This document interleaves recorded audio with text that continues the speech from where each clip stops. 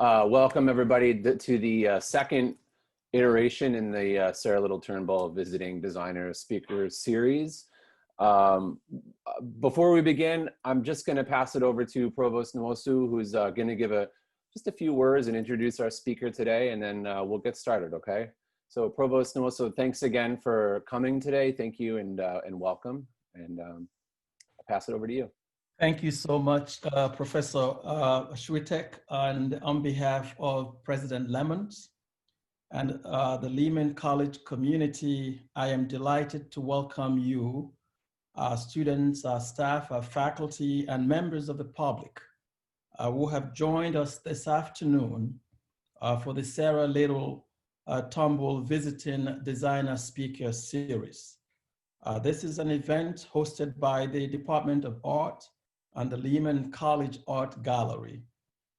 This series, which actually began on October 6th, features some of the design industry's most significant and diverse voices, with a renewed focus on how design can impact social change. It is open to the public, and the series is indeed a 7-part program to take place every Tuesday at 1 p.m. and will run through from when it began on October 6th through November 17th of this year. Each 60-minute discussion would also highlight how a designer entered a daunting field with determination to shape the contours of our society. Why this program at Lehman? It is, in fact, a joint collaboration of our college's Department of Art and the Lehman College Art Gallery. The project represents Lehman's commitment to the arts across an array of disciplines and is a vital opportunity for us to expand the impact of design for our students.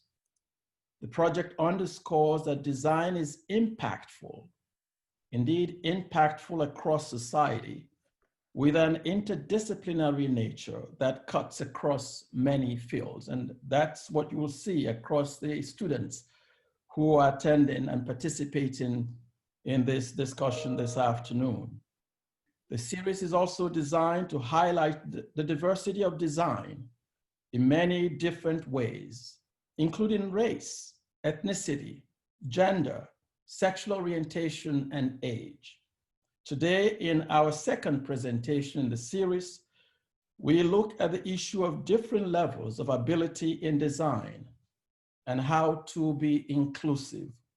As always, the series asks these questions. How do you break into the field of design? What makes good design great? What are the demands being placed on design to help meet today's challenges?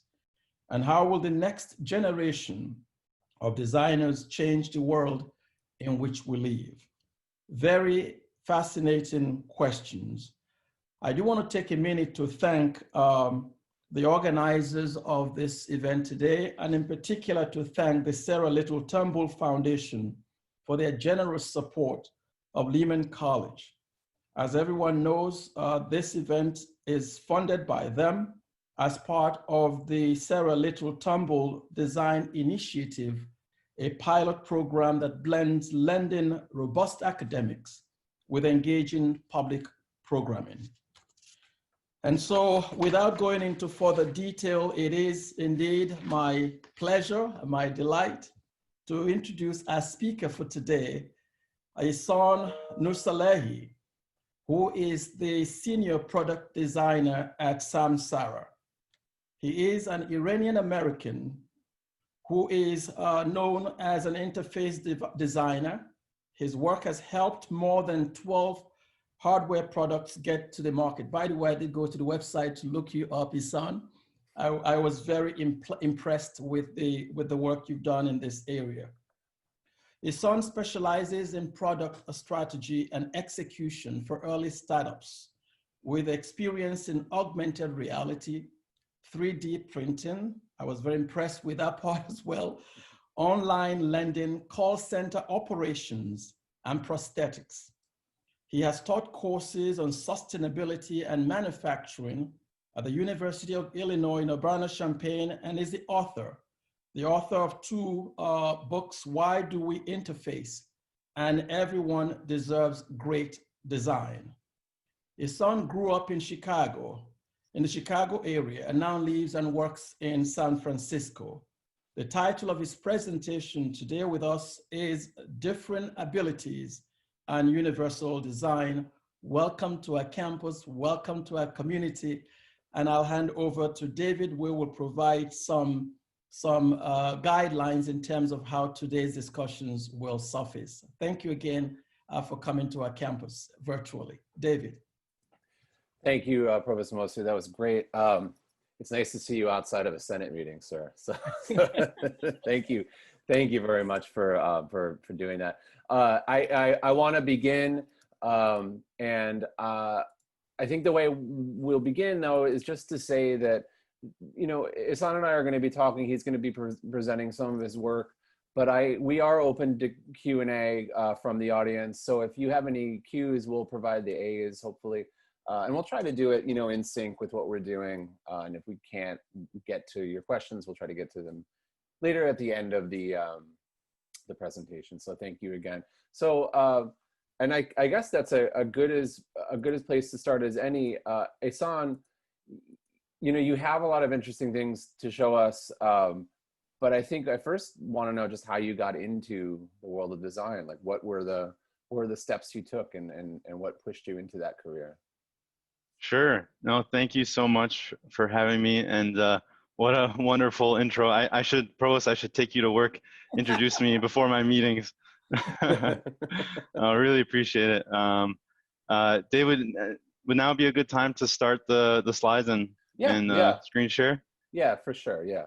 So let's see. Always we have learning new stuff. Let me make sure we're seeing the slides now. Yeah, we can see them. Yep. Perfect.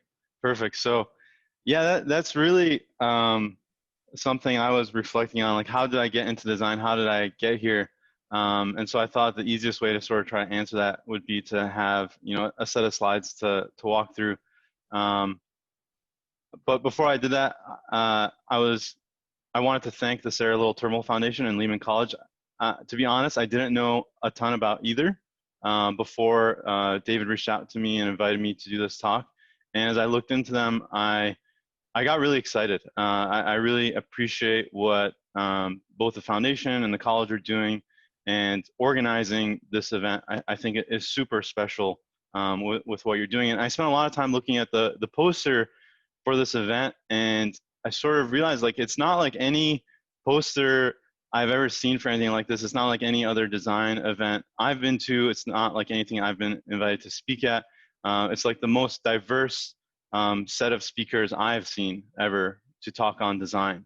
And so I just wanted to take a moment to, like, appreciate that and thank everyone for organizing this and inviting me to participate. It's definitely the first time that I've been in a position where I've been invited to participate to help hopefully add to the diversity of what's being talked about, and as a participant. So I really appreciate that. So as the provost mentioned, I'm a senior product designer at Samara. Because it's hard to see people on Zoom, and because I have a COVID haircut, here's a good picture of me from 4 years ago, pre-COVID. But right now, this is how I feel most of the time. I just feel like I'm trapped in a little box, not too different than right now on Zoom. I spend a lot of my days on Zoom having meetings at work. It's definitely draining. So I appreciate everyone taking the time to join this Zoom call and try and learn from this experience. So hopefully I can be a little bit of help here and share some interesting things. So the title of the talk is Differing Abilities and Universal Design. And it took me a long time to think about, what do I really want to talk about today, and what can I share? And I don't think I can so much be an expert or, you know, perfectly communicate how to design for differing abilities and universal design, but I can definitely share my own personal reflection on me attempting to, you know, work in that space a bit, mostly in the early part of my career. Less so, I've had less opportunity to do that more recently, but I'm trying to bend the arc back towards that. And hopefully through this talk, I'll share a bit, both as they've asked me to share, like both how I got into design, how I focus on this topic, and how I'm maybe trying to get back to that, even though it's been difficult. So the way David found me was, I believe, through this website, Everyone Deserves Great Design. This was my master's thesis that I published in 2014 for my Master's of Fine Arts in Industrial Design at University of Illinois.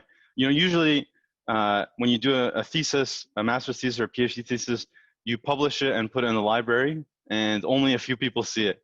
And so I thought it was really important, especially the topic I was focusing on, which was trying to create more equitable solutions for people at the bottom of the pyramid, some of the poorest people in the world. I thought it was really important to share that publicly. And so even though my advisors didn't necessarily want me spending time on this website, I did it anyway.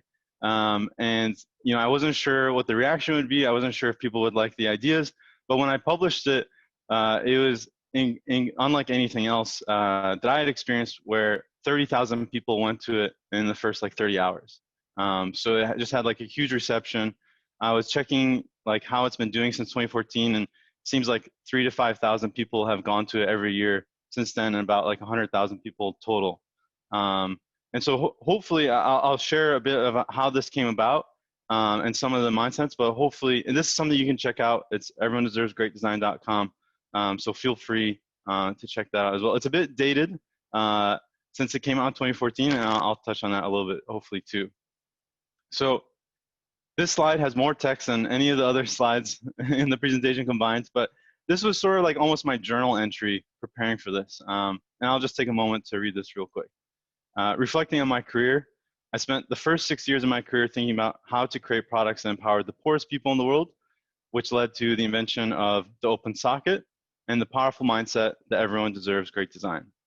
Unfortunately, though, when that didn't work out, I spent the next 6 years working different jobs in tech, wondering about why do we interface, and slowly realizing that I have a responsibility to discourage the creation of interfaces that oppress, bias, and extract. So a lot of words there. Hopefully I'll try to unpack that with the slides to come. And as the provost mentioned, I think one thing that's been consistent for me is I've done a lot of different things. So hopefully I'll try to touch on some of that. So this is a rough timeline of how I think about my career from birth, 1989, to high school, 2007. Then I did my bachelor's and master's at University of Illinois back-to-back from 2007 to 2014, and then until today. So I'll have the slide up a few times, and it'll sort of be maybe a natural breaking point if questions are coming up, where David and I will sort of talk about a few topics. So this is the first one. David, do we want to pause real quick, or should I keep going? Yeah, why don't you keep going and talk about Sure. some of the first projects you got into? Sure. So in the sort of first phase, I didn't know what design was, but this is my really support network. This is my parents and my brothers, all born in Iran and immigrated here before I was born. So Iranian American, first generation here. My dad came here to continue his PhD studies.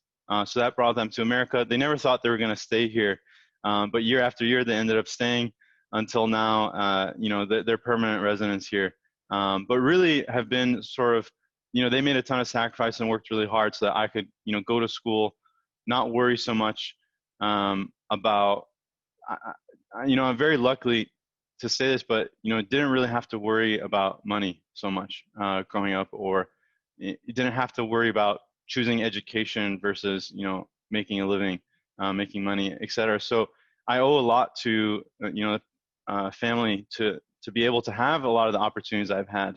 And I understand that's not, you know, universal. So that's like definitely a privilege that I wanted to acknowledge I had. But growing up, you know, I was always playing with Legos, always trying to build things, you know, build the set and take it apart and rebuild things. And I think that's like my first exposure to design. Didn't really know what design was, didn't have a lot of understanding of it, but that was really that foundation that got me interested.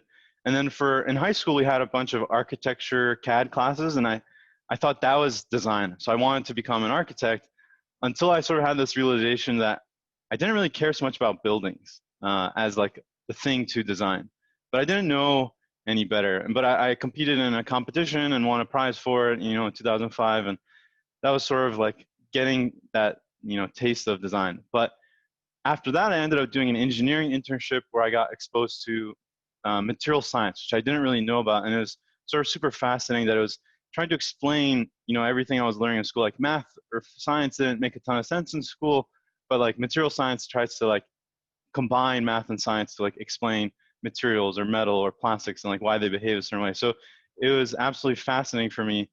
And that led me to the next phase, 2007 to 2014, where I ended up going into material science at University of Illinois, something I wasn't necessarily expecting.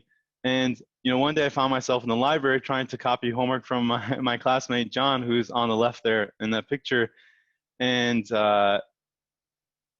what happened was, as we were talking, he realized that I was taking a course about design, and as an engineer learning about that, and he was working on this project on prosthetics, and someone had told him that if he wants to be successful, he needs to talk to a designer.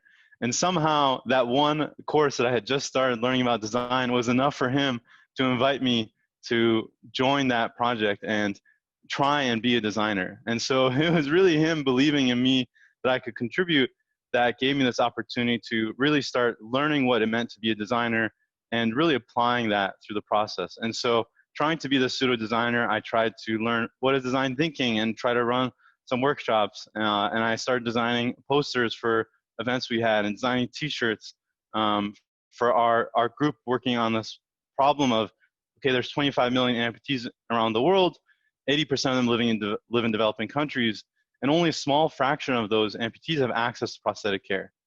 So our problem statement was around like, what could we do to increase access to prosthetic care as a bunch of engineering students working on this problem. And so that really shaped a lot of the work I did and how I got into design. It was sort of this really extracurricular activity that John was a visionary, and he sort of brought us together to work on this. It was really just sort of, an extra thing to do and try to like use our studies. Around that time, I learned how to make websites. To make our first website for that group, Alani Prosthetic team. And I tried to flex my design skills. So this is my first portfolio site in 2009. A bit embarrassing for me to share this, but I just sort of wanted to share a bit of like where I started. Hopefully I've come a long way from here. But really what made it real in 2010 is, I was completely shocked, but John won this prize for $30,000 for being an innovative student on campus. And this was just an open prize to use however, the student desired. And it was a complete shock. I almost didn't even go to the event. I wasn't expecting it until his roommate just sort of nudged me to go. And then I was, completely shocked. But this made it real for us. This turned it from like, okay, we're just like a project trying to spend a little bit of time working on this thing to, what does this mean? What is this? Is this, a club that is going to stay around? Is this a business? What is this? And we had to like think about a lot of these questions, and ultimately we decided to make a nonprofit because we were trying to, not for ourselves to take profit, but to hopefully help this cause. And so we shortly after made a nonprofit, and this really made it serious for us. It made it really real. So we got to work doing a ton of design work. We got office space at one of the incubators in Champaign next to the university. And on the bottom right, you're seeing a sort of evolution of prototypes. We took these like very clunky first-gen prototypes on the left to Guatemala and worked with a handful of patients, and we interviewed them. We got to know them. I like to say we got to know them better than our own neighbors, because we spent time to sit down with them and understand what do they like, what music do they like, what sports team do they like, what makes them tick. And taking these prosthetics down and working with amputees or visiting different facilities that work to provide prosthetic care or wheelchairs in developing countries. Sort of one of the big realizations I had was that I like to say no one wants a shitty arm. No one wants a shitty product. When we asked these amputees what they wanted a Terminator arm. They wanted something better than anything that exists, or better than anything anyone has in the United States. So I think I realize there's this fallacy that we often fall for, or, you know, has a bunch of different names, known as white man's burden, oftentimes, where, you know, people think they have to come in and save other people that are in a worse situation. And I think this is when we realize, like, our job is not to save these people. They're very capable. Even if they don't have a prosthetic arm, they can do amazing things. Like, I've seen amputees climb mountains. I've seen a man with no arms, you know, saw wood in half with his feet and do carpentry. And I think oftentimes, you know, people forget that if you don't have a hand, there's other ways to use your arm to hold something. You know, you can pin something against your body and do it. And so, you know, just making something that they could and give it to them for free and have them wear it would not be good enough for us. Like, it had to be truly useful, and they would have to want it. And so we spent a lot of time trying to really embed ourselves and try to, you know, have a better understanding. So here we visited Mariano and his family in their home, and we were able to fit our prosthetic arm to him. This is, you know, many prototypes in, but what we ultimately realized and created was a socket that could be fit to anyone in under 30 minutes. So typically, the way a prosthetic arm is made for patients is they go to a clinic, and a mold is taken out of their arm, and then from that mold, another shape is made, and then finally an arm is fabricated for them. So these prosthetic arms today are custom made one at a time by a highly trained professional. And what we wanted it to be was more like shoes. So we took inspiration from shoes. Okay, shoes used to be custom made, now they're off the shelf. You know, how can we achieve that? But there was a ton of constraints that we brought into the process. And along the way, I kept having these opportunities to design things. So here is me hopefully refining my craft from that portfolio website I showed you in that poster of just trying to make, you know, a promotional magazine to share with people that were donating to us and share the stories of the amputees we were working with and the mission that we had. And you can sort of maybe see me leveling up my understanding of graphic design and visual design a little bit through that process. But it wasn't until we came back from some of those trips and started working with amputees in the US, and, you know, these guys all had prosthetic arms, but we realized that really what we should do is make a prosthetic arm that's good enough for them. So these gifts that you're seeing are of Bill Taylor, who we added to our board of directors, and he was one of the strongest amputees I've ever seen. He could curl 70 pounds with his amputated arm. And so that was our goal, to make this prosthetic arm strong enough for Bill Taylor to use. So we were trying to design it for that use case. Okay, amputees in the developing world don't have access to prosthetic care. They have all these circumstances. You know, they don't necessarily have access to someone to repair their arm or do all these things. They need something super robust, and no one better than Bill Taylor to sort of put it through you know, all these tests and see, is it tough enough? Is it going to be strong enough? Does someone like Bill Taylor, who has a prosthetic arm of his own, going to want this? So that was how this idea of everyone deserves great design and trying to not discriminate based on geography or economic status or culture or race sort of started to come about of, okay, yes, there's this really big problem, you know, but how can we solve it in a way where, you know, it could create a solution for both sets of people. Because even in the US, amputees, sure, they have more access to care, but these arms cost $30,000. And they have to go through insurance and all these hurdles, and it's not easy for them to get access to care either. And so here's the real innovation that we came up with, was this multi-layered set of HDPE plastic, high-density polyethylene, that was super adjustable. So we would put it in fabric, put it in straps, so the fabric made it more comfortable. It's flexible, and you just pull the straps, and it just adjusts onto the arm. And so this is unlike prosthetics today, where they're more like a cast that gets made for you when you break your arm. It's a rigid, you know, non-flexible thing. And we like to think that this could be potentially better for amputees in the US because, you know, imagine if you were going on a run and you had to lace up your shoes to, you know, be tighter when you're going on a run, and you do it looser when you're just walking around.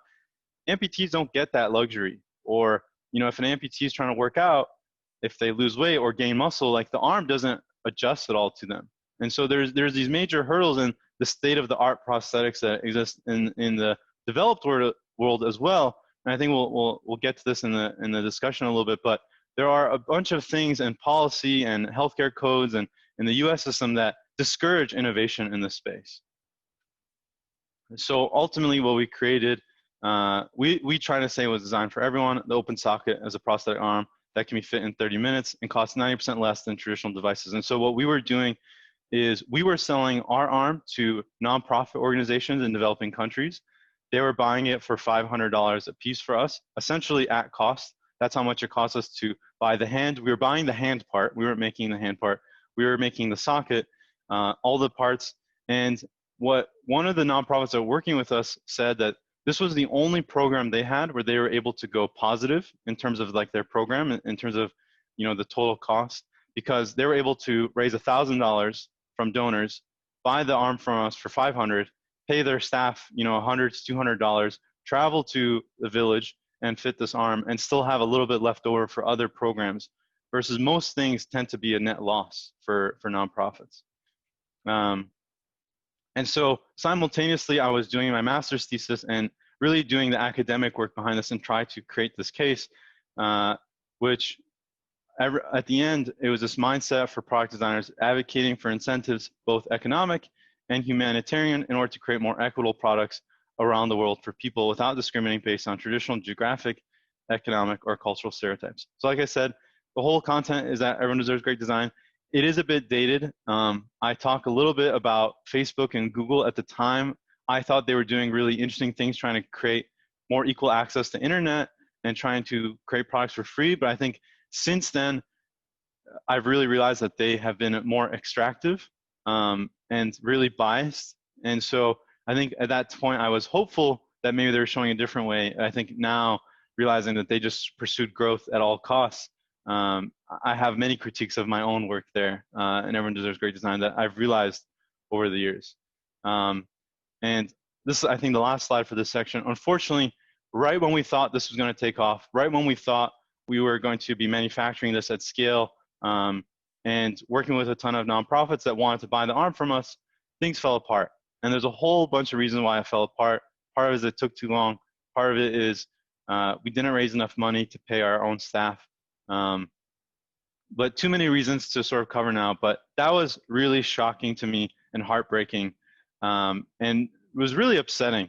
And that I thought that was going to be my career's work, was to work on projects like this and work with that team. We had an incredible team, and we thought the open socket was going to just be the first product. And so it was completely shattering to have it fall apart and very suddenly, and not be able to do anything to stop that. So that was the first section. I talked a lot. Maybe stop a little bit and discuss. Well, no, but that's, I mean, I feel like you said something interesting there, is that you're looking at the Everyone Deserves Great Design website now, and you're talking about it like it's in the deep past, but honestly, it's what, six years or something like that? Which is really, I mean, it's funny about time. It's a long time in some ways. It's not a lot of time in many other ways. Exactly. And for some, it feels like a lot longer than it does for others. It's all relative. But I do think it's interesting that you're looking back at a couple different design projects, and now having thoughts about them, like you're catching feelings about them, but you're also having like really substantive thoughts about what you could have done better. And I think that is the essence of like what designers do, right? They work iteratively. Nothing's ever really finished, and it can always be improved. And I think that's like a valuable skill. You also mentioned one other thing, which I think is interesting. Like you were talking about how when you were at school, you were still in school, obviously, and you had friends that were in different majors, but like you were kind of gelling together in terms of your visions. And it occurred to you that maybe you should all be talking to each other, right? You should all sort of be thinking about, even though you weren't in a design major, you were already starting to think like a designer.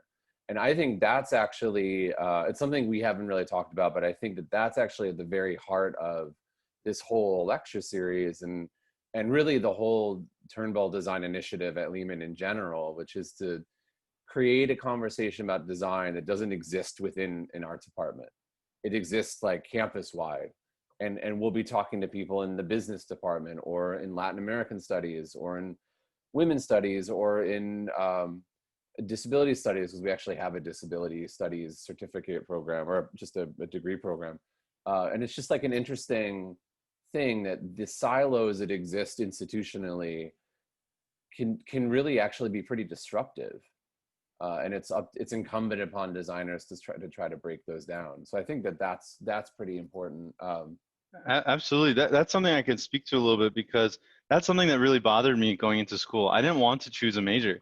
Yeah. Yeah. And even after I got there, I looked into, oh, actually, maybe I had doubts. Maybe I do want to be an architect. So I tried to get double major in architecture after I got there, and they just weren't gonna play ball. It was like, no, you have to do both full sets of coursework. It was like, they weren't gonna help me in any way, sort of try to do the coursework. Yeah. And like you said, I didn't come into design the way traditional, and I think a lot of designers don't come in a traditional way. But I didn't grow up taking any art classes. Even though I have a Master of Fine Arts, I've taken very little art theory or art history, and I'm not necessarily the best drawer or artist. I don't think I have a strong background in that in any way. And really, my first introduction to design comes from, I think, more traditional things about design. And I think maybe relates a little bit to how Sarah Little actually started her career. My first real exposure in academia was anthropology course. Learning about Latin America from an anthropological perspective. And then after that, my next course was a psychology course. And after that, a human factors course. So that was sort of how I got into it. And I was lucky enough that when I was going to my engineering advisor, trying to figure out what electives to take, he was letting me count all those for the engineering courses, which I don't think most people would have to do. But I really sort of finessed my way into what can I make this major in education be, and not just take what was the core courses for my curriculum. Yeah. We're actually, it's interesting, Lehman is a liberal arts school, right? So we put a really high premium on those traditionally first 2 years. Of course, it can be all throughout your 4-year or however long your degree lasts.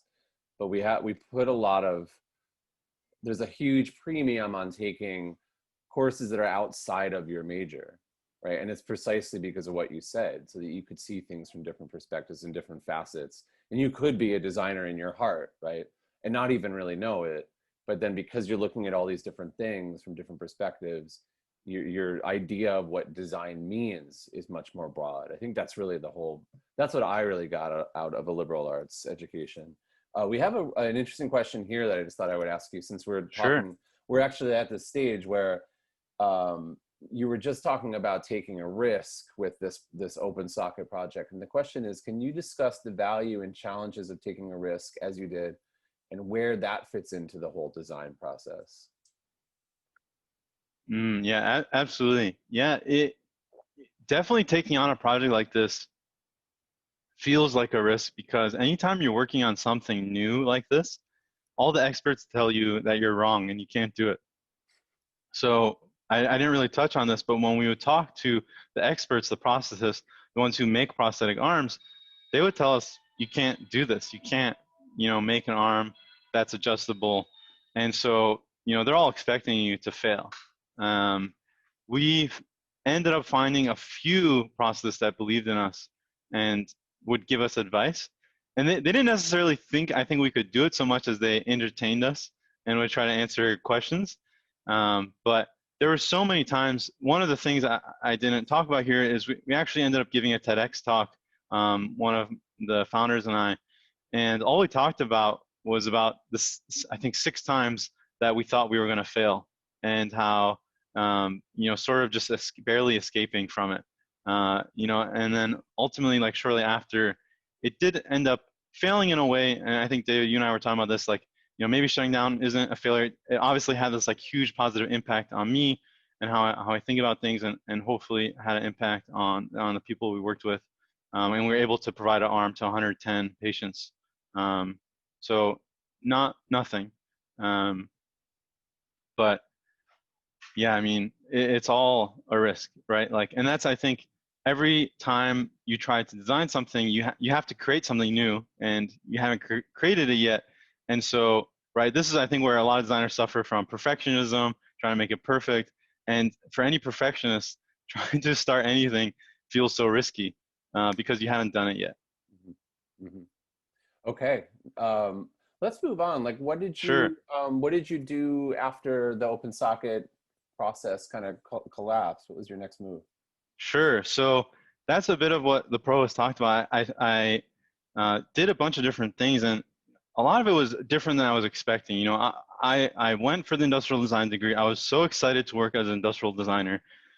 When the prosthetic work didn't work out with Bump and the open socket, you know, I thought I was going to try to find another organization like that, something else working on developing countries, something where I could do industrial design, and I couldn't find it.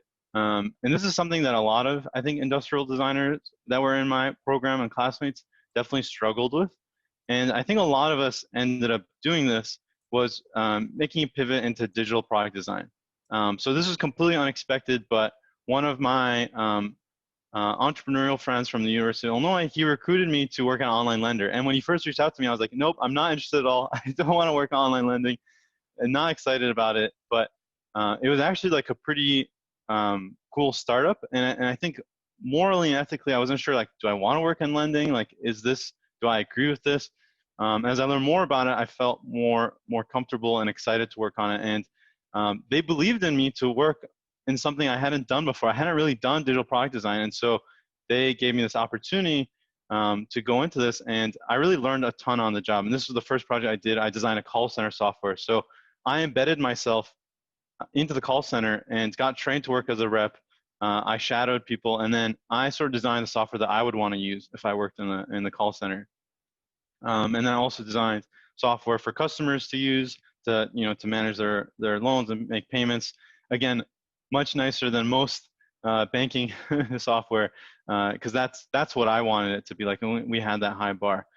Shortly after, I worked in 3D printing, which connected me a bit more back to the material science roots I had, and I got to design some interfaces for them. I also designed this display and this interface. It's one of the hardest projects I've actually designed. It looks super simple, but designing for something so low res is actually incredibly challenging.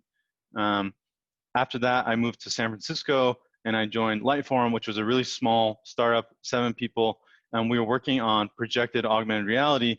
And so we would attach cameras to projectors and be able to scan a scene and then have that almost as a photograph from the perspective of the projector in this content creation software that you could author content onto.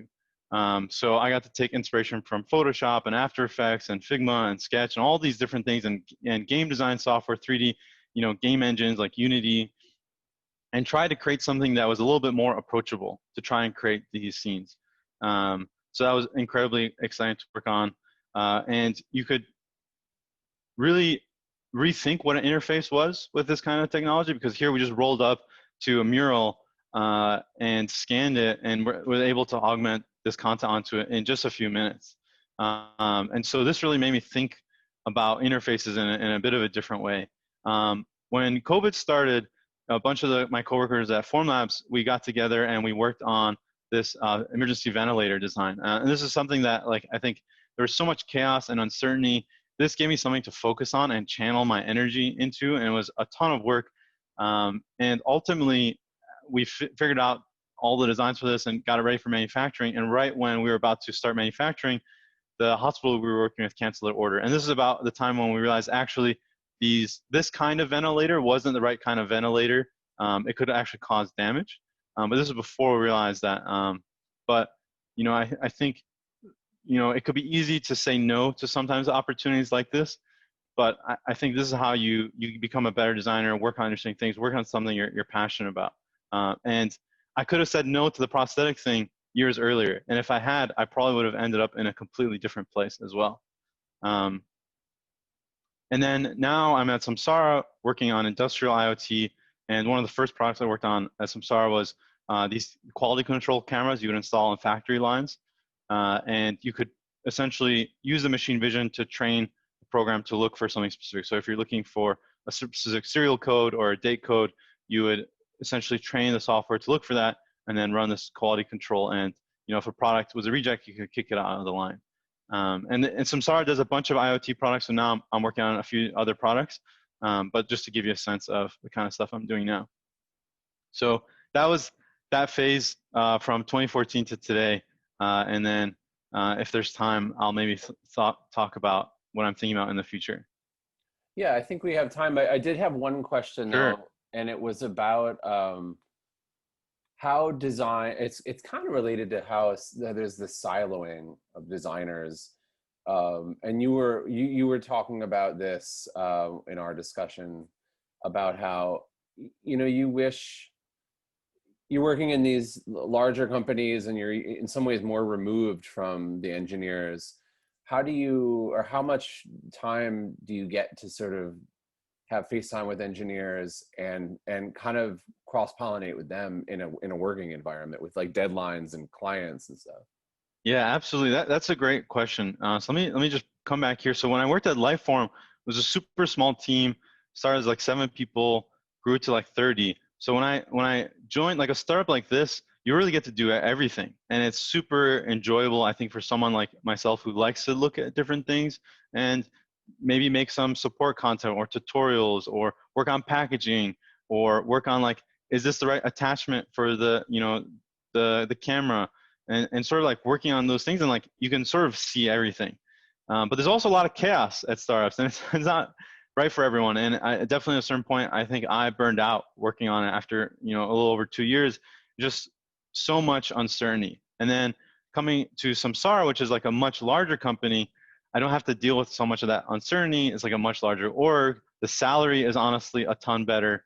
And that's something I sort of didn't touch on, but a lot of what draws a lot of people into tech is that you get a good salary, and that's just a reality of it. But one of the drawbacks of Samara is it's a trade-off. Like as I get that comfort and like I know what's expected of me, that means that other people working on the hardware design are totally separate, and they're working on their thing, and I don't get that ability to collaborate on some of the stuff I want to work on. So even though I've tried to work on hardware products that make me a little closer to the industrial design that I'm coming from, really at Samara, I'm just designing software. And so there is definitely that attachment, but it is trade-offs. Yeah, so let's talk about like what your vision of the future is. Yeah, so after 2014, I really sort of like abruptly stopped the prosthetic work. Everyone knows there's great design, and sort of just forgot about it. For a long time, I didn't even want to talk about it. It was pretty painful. And now, after working in tech for about 6 years, I've really been reflecting on that and like what future I want to create, or like what I don't want to create, or what jobs am I comfortable working. And sort of as an exercise, I ended up creating a new website called whydoweinterface.com. I encourage you to check it out. Just published it the other month. And it's really this reflection on what are interfaces for, why are we creating interfaces, what are we designing? As designers, what's our responsibility? And I think oftentimes designers get stuck in this like loophole of these pretty fluffy like how things, like how to make the drop shadow, how to make a dribble post get attention, what should we do, skeuomorphic or neomorphic? And I think they sort of missed the point of like, why do we design? And I sort of wanted this as much a reflection for me as it is for anyone else. I'll just touch on a few of the high level ideas in the piece and encourage you to read it. But there's this book by Mike Monteiro, and there's a ton of other books that I touch on in the piece. But his idea is that we're ruined by design. We design these interfaces to ruin the world in a way.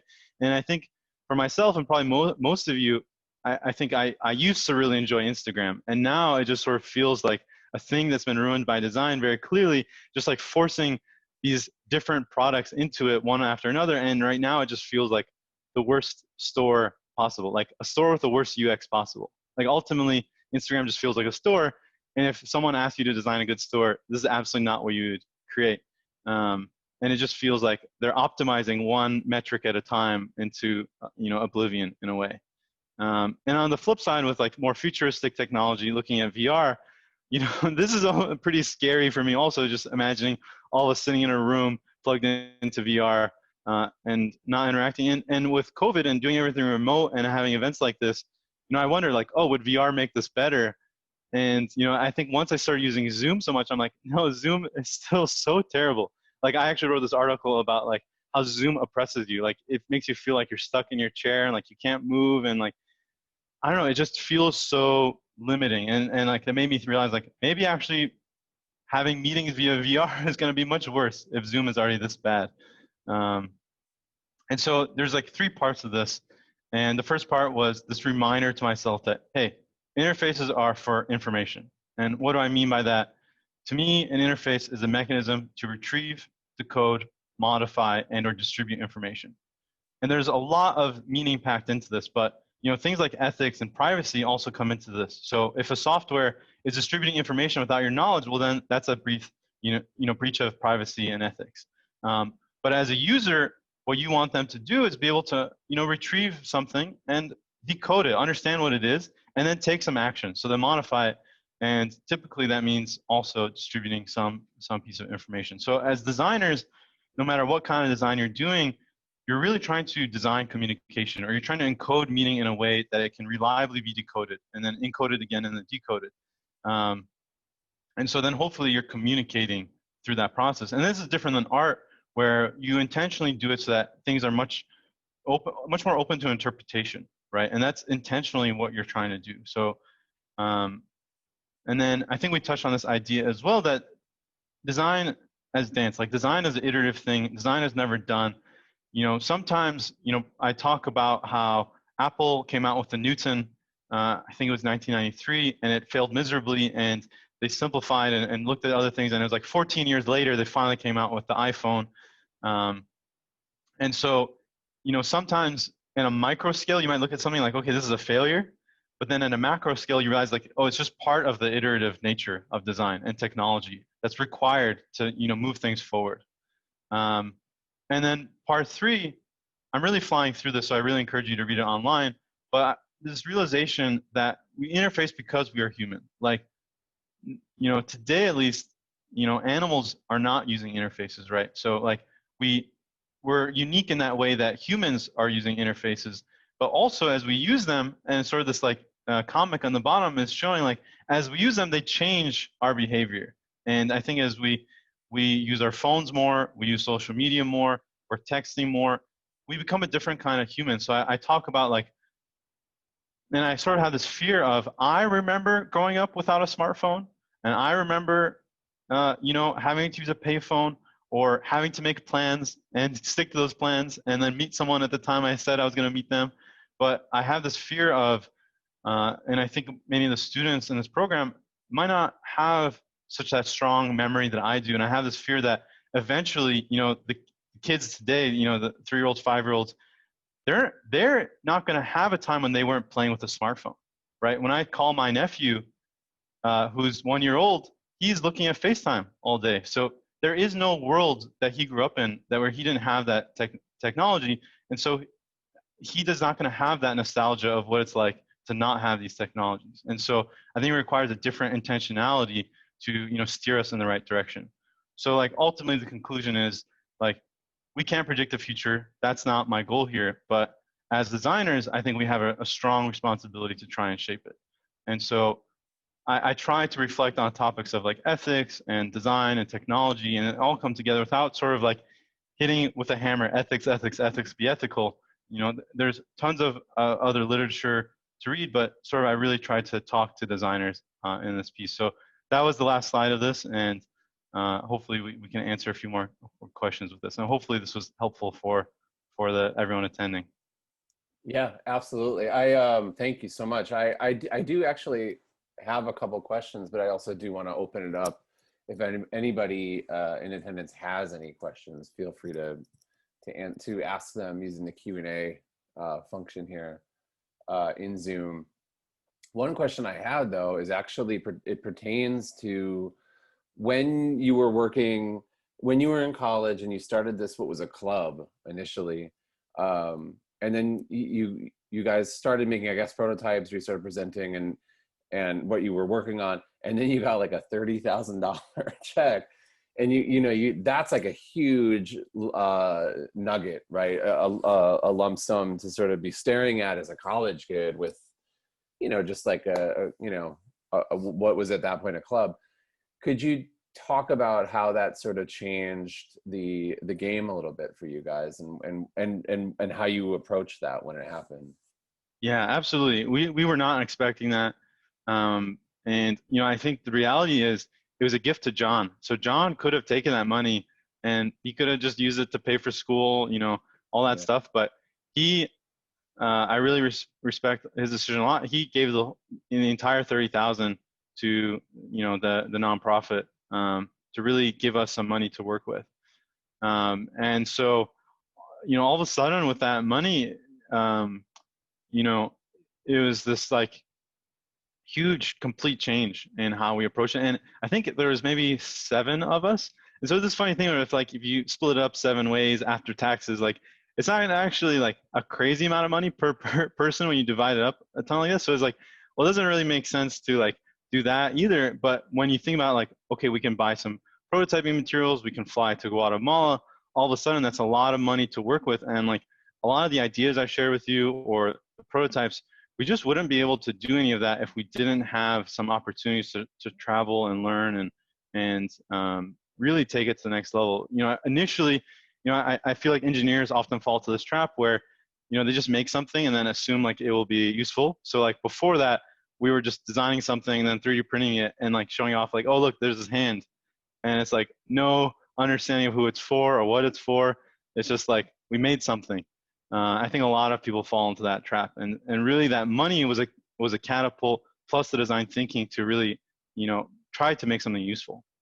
I just think it's important to stress how you guys had a concept and idea first, and you essentially pitched it at some point. Either somebody caught wind of it, and that's what got you the money. It wasn't the opposite where you were throwing money and then you had to come up with a great idea, because that is almost always a recipe for disaster. You guys Absolutely. had the fundamentals, and then you sort of pushed it ahead. Absolutely. Yeah. I think there's maybe, I sort of forget the timeline precisely, but 1.5 to 2 years where we were working on it before that money came into the picture. So Yeah, absolutely. Right. I had another question. It's a little different. It's about this idea of making good design and giving everybody great design. It almost seems like it's hard to do, because as you grow in your design career and you get more gigs or you work full time at a place, you get less and less opportunity to do these really altruistic things. I mean, you and I were talking about that at some point, and I'm wondering, like, if you scale that up to the design industry in general, which is predominantly driven by consumerism and possibly some government funding in there as well. How do you see the design industry really responding to some of the challenges that the developing world is going to face in this century with climate change and healthcare disparities and all these other things? I know it's a big question, and I'm just throwing it at you at the very last 5 minutes, but what do you think? I mean, I mean, we all as designers clearly have responsibilities. Just as human beings, we have responsibility, but how do you see this playing out? Yeah, huge question, like you said, great question. And I think this is what I was saying initially, which trying to resist interfaces that, oppress, bias, or extract. And I think this is why I've become so critical of Facebook. I think in 2014 and before, it was sort of like friends and family post pictures, just sort of tag people, like maybe not the best for like self-esteem, but it was more focused on that. And I think since then, as they've tried to pursue growth, they've really pursued these groups and communities. And, in theory, like you'd think like, oh, get everyone online into these communities and it's going to end in a good result. But what we've seen is that it's led to so much radical thinking, so much misinformation, and people have grown away from their friends and interacting with friends and just interacting with random people online. And when you look at developing countries, it really relates to that, because a lot of people in developing countries, especially the poorest, they actually don't know the difference between the internet and Facebook, because a lot of these providers will just sort of give them a phone and just install Facebook on it, and like that's their access to internet. Or that's why I became critical of Facebook. Facebook's plans to try to get people on the internet wasn't an open internet. It was, let's get people Facebook. So it was only access to Facebook. And so that's so problematic and so limited. And I think people in developing countries suffer from that the most. And Facebook is just using them to extract value for Facebook's benefit and not necessarily for the benefit of the people.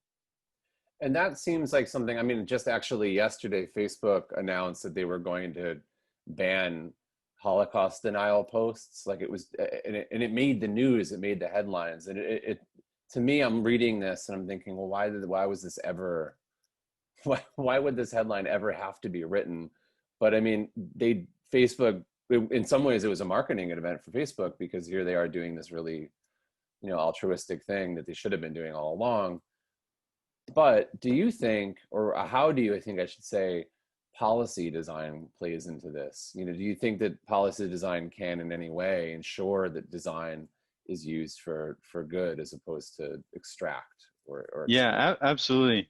So I think the example that comes to mind right away, and I know we're running out of time here, is actually Amazon. In India, there was a law that passed that these like platforms or these essentially the like Amazon store, if you are providing like a marketplace like that, you're not allowed to also sell in the marketplace. And so that means that Amazon can't sell their own Amazon products in the marketplace. And so to me, that's like a policy win, because what happens in the US is, all these vendors will come in on Amazon and try to compete and sell a product. Let's say it's batteries, for example. Amazon sees that the batteries are doing well. So then Amazon just undercuts everyone and starts selling their batteries, and then they promote their batteries. And if you're looking at other batteries, they encourage you to buy Amazon batteries for like a few cents cheaper. So it's this thing where everyone loses, Amazon wins, sort of thing. And they really can play the long game with this venture capital. So it's this thing where, that's another thing where it's so easy to use Amazon. It's so convenient to use it as a consumer. But when you think about the workers and what's happening to them, and how many of the workers ended up getting COVID during all of this, and how wealthy Bezos became when all the workers are suffering, like really trying to cut back on that, because long term, they're just trying to crush everyone else and then leave us with only Amazon. And so it's really, we have to do our part to try and encourage and, buy from other things. I know I sort of steered around a few different places, but I think that what India did was a good example of trying to resist and try to put up some, walls for these bigger guys to play. And I think U.S. is struggling so much because so many people in government just don't understand technology. Yeah, that is an understatement. I think we'll end it there. Ehsan, thank you so much for spending the last hour with us. I feel like there's a few more hours of things that we could talk about, but unfortunately, that's the time we have. I also want to thank Provost Unwosu for coming and sticking with us and listening and kind of talking a little bit about the presentation, the lecture series. And before I let everyone go, I also just want to thank, I forgot to thank Bartholomew Bland and Deborah Yazinski and the Art Gallery. They have been very instrumental in getting all of this sort of working. And Miguel Dominguez as well for just making sure all the technical hurdles and things are all straightened out, and this is as smooth as it hopefully looks. So thank you again. Thank you everybody for attending and for asking really great questions, and we will see you next week. Thanks so much. Thank you so much for having me, David. One last thing I'll just add real quick. Sure. If for anyone that wants to contact me, feel free to message me on Twitter if you have that. This is Ehsan, also on LinkedIn. So David can maybe share the link with the students, but feel free to contact me if you have a question. I'll try my best to answer. Thanks so much for having me. It was a lot of fun. All right, thank you so much. Thank you everybody. Have a good day.